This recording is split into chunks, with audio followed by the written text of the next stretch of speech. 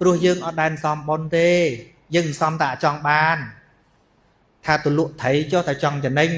ដល់មកជួបព្រះចង់ចំណេញពីព្រះទៀតចាដុតធូបមកតសៃឲ្យសុំពីព្រះអង្គនឹងមិនចង់ចំណេញមែនទេ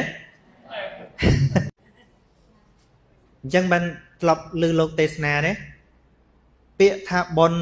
ជាភាសាសំស្ក្រឹតខ្ញុំចេះទេតាំងនៅនេនតែខ្លួនអត់យល់ទេនឹងពេញស្អីខ្ញុំចេះថាតាមសភៅនេះអ្នកធ្លាប់បួសទេដឹងហើយមែនទេអាសភៅទេសនាហ្នឹងហ្នឹងប្រកាសជាធ្លាប់ទេហ្នឹងហើយ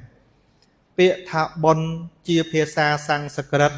បាលីថាបញ្ញៈប្រែថាពេញណែនាមវកហវាថាអត្តណោសន្តានំបណាតិសោធេតៃតិបញ្ញំធម្មជាតិណាដែលចូលទៅជំរះសន្តានចិត្តឲ្យស្អាតផូរផង់ធម្មជាតិនោះឈ្មោះថាបុណ្យទេសមកតាមដាប់ចឹងណាច្បាស់ចេះប៉ុនអត់យល់ទាំងខ្លួនឯងអ្នកទេសនោះអត់យល់ផងកាលនោះមិនដឹងស្អាតនឹងស្អាតមិនទៀត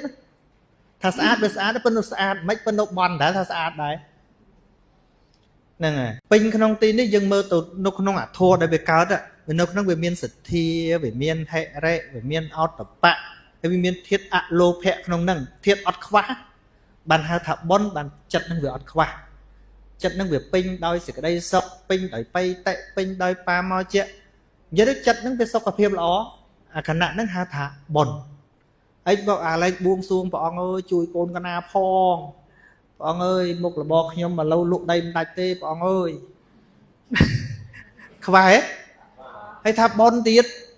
ហើយអាតួខ្វះស្អីគេដល់យើងសិក្សាបាត់ដឹងថាអាតួខ្វះជាសុំពីព្រះអង្គនោះស្អីគេលោភៈតើហើយលោភៈនឹងបុណ្យនៃបាបទៅធ្វើបត់ទៅបាបពេញទៅវត្តហើយនាំគ្នាថាធ្វើបុណ្យឃើញទេនេះគេហៅថារូបភាពក្បត់ខ្លឹមសារអំពើនោះវាក្បត់ខ្លឹមសារស្លាកដាក់បុណ្យតែកំពុងធ្វើបាបអញ្ចឹងហើយបានជាយើងប្រាថ្នាយូរហើយសេចក្តីទុក្ខនឹងដោះមិនរួចសោះនៅតែខ្វល់ទេពិបាកចិត្តច្រើនទេព្រោះយើងអត់ដែលសំបុណ្យទេយើងសំតែចង់បានថាទលក់ថៃចុះតែចង់ចំណេញដល់មកជួបព្រះចង់ចំណេញពីព្រះទៀត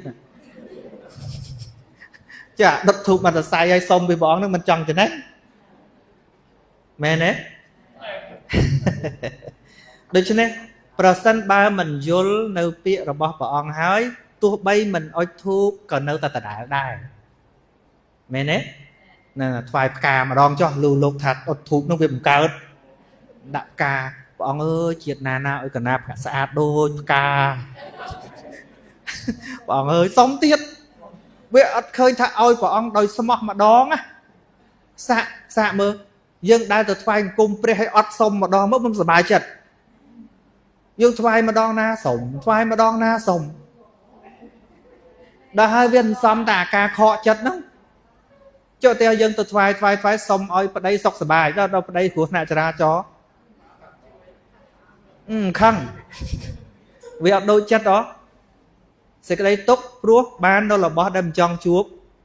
ឲ្យវាព្រាត់អីជាដើមហ្នឹងកើតទុក្ខអញ្ចឹងការស្រាយថាណែធ្វើអញ្ចេះខុសធ្វើអញ្ចេះត្រូវអត់ចេះអស់ហើយវាទល់តែយល់ស្អីបនស្អីបាបពិតប្រា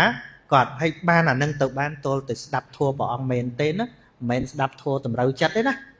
ស្ដាប់ធម៌ព្រះអង្គនិយាយពីហេតុផលនៃជីវិតពិតប្រាកដនឹងត្រូវស្ដាប់ត្រូវសិក្សាពាក្យព្រះអង្គមួយឲ្យច្បាស់ទៅយូរទៅមានសទ្ធាមានសតិហេតុអតបៈនឹងវាកើតរឿយទៅចិត្តនឹងស្រួលហើយលែង stress ហើយ